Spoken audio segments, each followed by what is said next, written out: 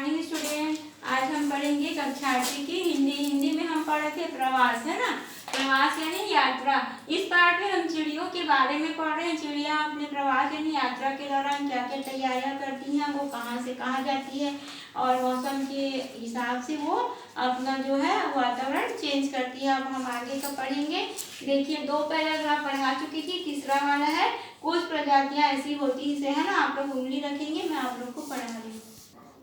कुछ प्रजातियां ऐसी होती हैं जिनकी चिड़िया अकेले ही प्रवास यात्रा पर चलती है। हालांकि अधिकांश चिड़िया छोटे या बड़े दलों में ही चलती है। अनेक छोटी चिड़िया वैसे तो सब काम दिन में करती, पर प्रवास में रात को ही उड़ना पसंद करती, शायद इसीलिए कि रात को आक्रामकों से कम खतरा रहता है। छोटी चिड़िया लगभग 30 किलोमीटर प्रति घंटा के हिसाब से उड़ती है और प्रवासी चिड़िया एक दिन में औसतन 8 घंटे उड़ती है। इसलिए प्रवास यात्रा का एक खंड 250 किलोमीटर से कम होना चाहिए। बड़ी चिड़िया प्रायः 80 किलोमीटर प्रति घंटे के हिसाब से उड़ सकती हैं और इसीलिए वे एक दिन में काफ़ी अधिक फासला तय कर सकती है। समुद्रों को पार करने में चिड़ियों को लगातार काफ़ी समय तक उड़ना पड़ता है और ऐसे में बहुत से दल 36 घंटे तक लगातार बिना रुके उड़ते हैं। अक्सर दल बुरे मौसम, आंधी, अंधड़ आदि में फंस जाते हैं, विशेष रूप से जब ये जमीन पर उड़ रहे होते हैं। ऐसे में बहुत सी चिड़िया मर जाती। सारांश यह है कि प्रवास यात्रा होना कठिन और थकाऊ तो होती ही है, साथ ही खतरनाक भी होती।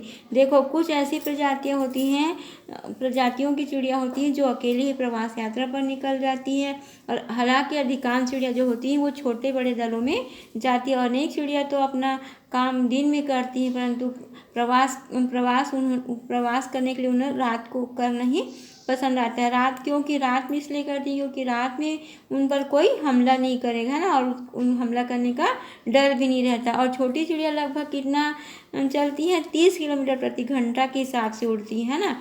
और बड़ी जो इस प्रवास यात्रा में क्या होता है, एक खंड 250 किलोमीटर से भी कम का होना चाहिए। उन्होंने उसको जो दौड़ने की उड़ने की जो उनकी क्षमता होती है वो उसको खंड में बांट देती हैं। और चिड़िया प्रायः कितने किलोमीटर चलती है, प्रति घंटे के हिसाब से उड़ सकती। कितना, 80 किलोमीटर प्रति घंटे के हिसाब से चिड़िया जो है उड़ती है। ये इस पाठ में केवल चिड़ियों के ही बारे में दिया गया है, वो कितने किलोमीटर चलती है, कहाँ से कहाँ तक चलती है ना।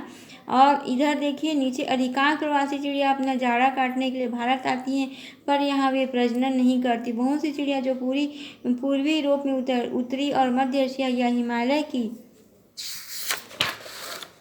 पर्वत श्रेणियों में रहती हैं, जाड़े के दिनों में भारत आ जाती। इस प्रकार प्रवास पर जाने वाली चिड़ियों में प्राय वे होती हैं जो समुद्री किनारे, नदियों और झीलों के इर्द गिर्द जुटने वाले बतखों और दल के विहार करने वाली होती हैं। देखो, अधिकांश चिड़िया जो है वो भारत आ जाती है ना।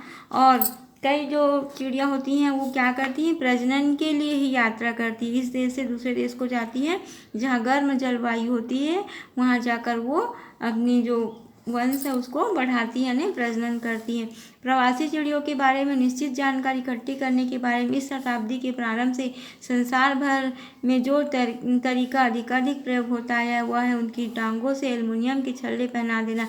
चिड़ियों को पकड़कर छल्ला पहनाया जाता है, रजिस्टर में लिखा जाता है और फिर छोड़ दिया जाता है। ये छल्ले उपयुक्त नापों के बने होते हैं। उन छल्लों पर क्रम, संख्या और छल्ला पहनने वाले का पता दिया रहता है, जिसका अर्थ होता है कि यह जिसको भी यह चिड़िया किसी भी स्थिति में मिले वह उसे इसकी सूचना दे।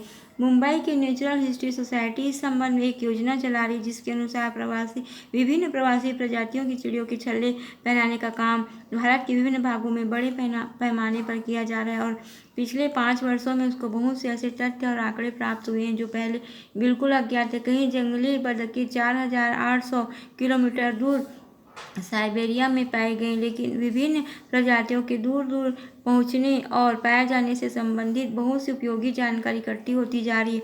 छल्लों पर लिखा है, नेचुरल हिस्ट्री सोसाइटी मुंबई को सूचना दे और साथ ही क्रम, संख्या भी दी जाती है। पाठकों से निवेदन है कि वे इस बात को अधिक से अधिक लोगों को बताएं, जिससे उनको मालूम हो कि अगर किसी को कोई छल्ले वाली चिड़िया मरी मिले तो उन्हें क्या करना चाहिए। इस प्रकार जो भी सूचना एकत्र होती है बहुमूल्य होती है और कभी भी व्यर्थ नहीं जाती।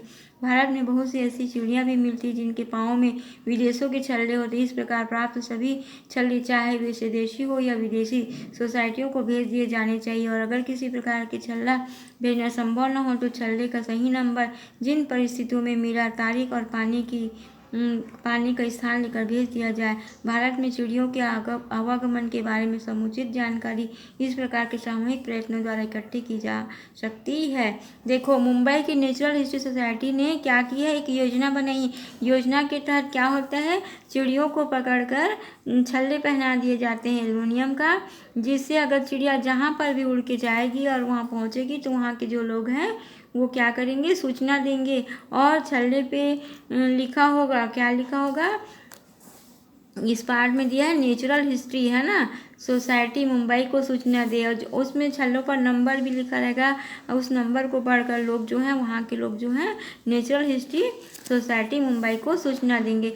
तो इससे क्या होगा कि हमारी जो चिड़िया है, हमारे देश की चिड़िया कौन से देश में पहुँची और वहाँ जाकर वो मर गई या मतलब मृत्यु हो गई, या वो और कहीं चली गई, या तो फिर उसने प्रजनन के दौरान कितने बच्चे दिए, इस तरह की जो जानकारियाँ हैं वो उसकी सूचना कहाँ देने बोल रहे हैं, मुंबई में, है ना।